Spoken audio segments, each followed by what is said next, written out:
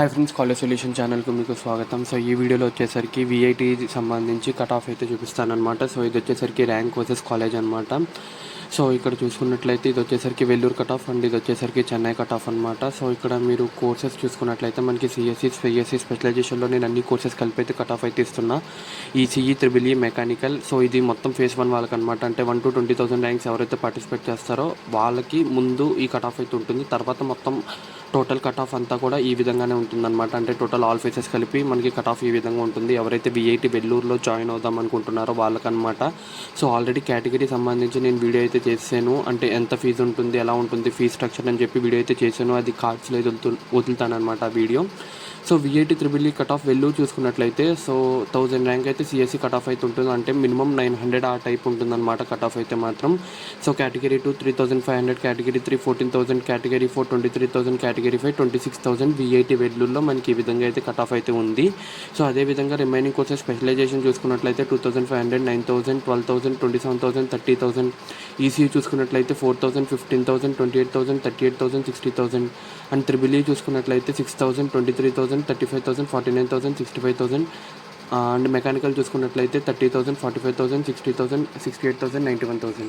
మనం ఇన్ని ఎగ్జామ్స్ రాసి ఇంత ప్రిపేర్ అవుతుంది ఒక మంచి కాలేజ్లో జాయిన్ అవ్వాలని. అసలు ఒక మంచి కాలేజ్కి ఎలా చూస్ చేసుకోవాలి, ఒక మంచి కాలేజ్లో ఉండాల్సిన మెయిన్ కీ ఫ్యాక్టర్స్ ఏంటి, అసలు ప్రజెంట్ కరికులమ్స్ ఎంతవరకు మంచి కెరీర్ బిల్డ్ చేసుకోవడానికి హెల్ప్ అవుతున్నాయి, అలాంటి ఇంపార్టెంట్ క్వశ్చన్స్కి ఆన్సర్ చేయడానికి కెరీర్ కౌన్సిలింగ్ ఎక్స్పర్ట్ శశాంక్ గారు ఫ్రీ సెషన్ని కండక్ట్ చేస్తున్నారు.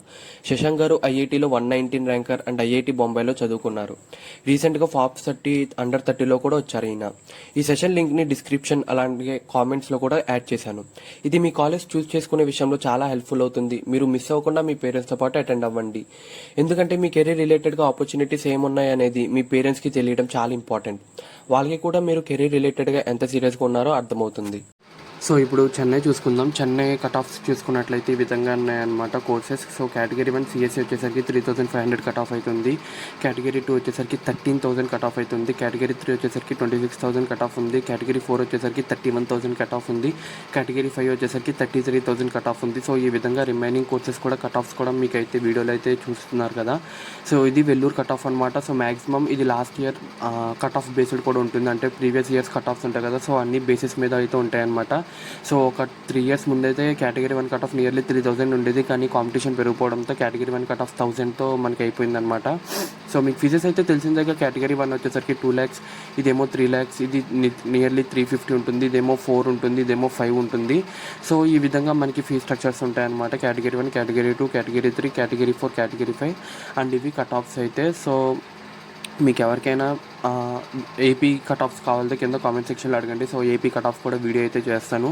ప్రస్తుతానికైతే ఇది వెల్లూరు అండ్ చెన్నై మొత్తం కట్ ఆఫ్స్ అయితే విడివిడిగా. సో ఏపీ కట్ ఆఫ్ కావాలంటే కింద కామెంట్ సెక్షన్లో చెప్పండి. సో మీకు కనుక వీడియో నచ్చినట్లయితే లైక్ చేయండి, షేర్ చేయండి, సబ్స్క్రైబ్ చేయండి. Bye friends.